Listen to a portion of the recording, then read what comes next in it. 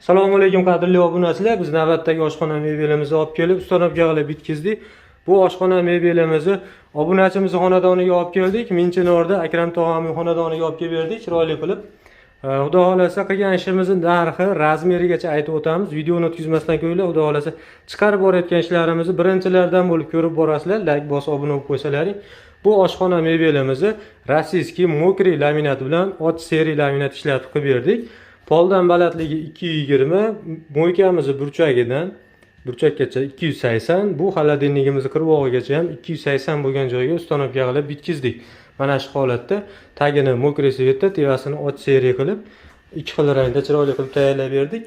Xo'p, doskalari dorilangan 2.6 lik qalinlikdagi doska rossiyskiy qo'yib berdik. Kafellari plyunslarigacha germetiklab, mo'ykani chekkalarigacha germetiklab berdik aylanasiga.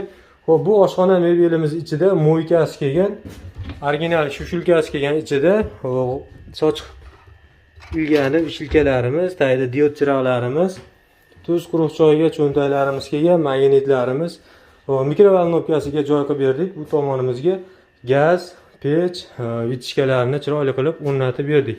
Bu chekkamizda xolodilnigi bor. Xolodilnikning tevasini ham chuqurgina xolodilnikni oldi bilan baravar qilib, oddiy idishda olatirish uchun qilib berdik. To'k montajlarini ochib qo'ydik. Bu tomonimizda gazlari ham ulangan, tayyor ishlashga tayyor qilib qo'ydik, yonyapti. Xo'p, vichishkalarimizni ham tayyor qilib qo'ydik. Mana shu holatda chiqarib berdik. Xo'p, bu oshxona mebelimizni 1 pogona metri 1.800.000 so'mdan hisoblanyapti. Eniga 1 metr, bo'yiga 2.20. Kafellari shu aytilgan narsalar ichida, qo'shib soladigan patnislari ichida. Xonadon egasi semestitel, gaz, pech, vichishkasi, bu xolodilnik bilan mikrovolnovkalar o'zidan bo'ldi. Bizdan shu mebel kafellari narsalarini olib kelib ustanobga qilib bitkizdik. Mana shu holatda 9 million so'mga ustanobga qilib bitkizib berdik.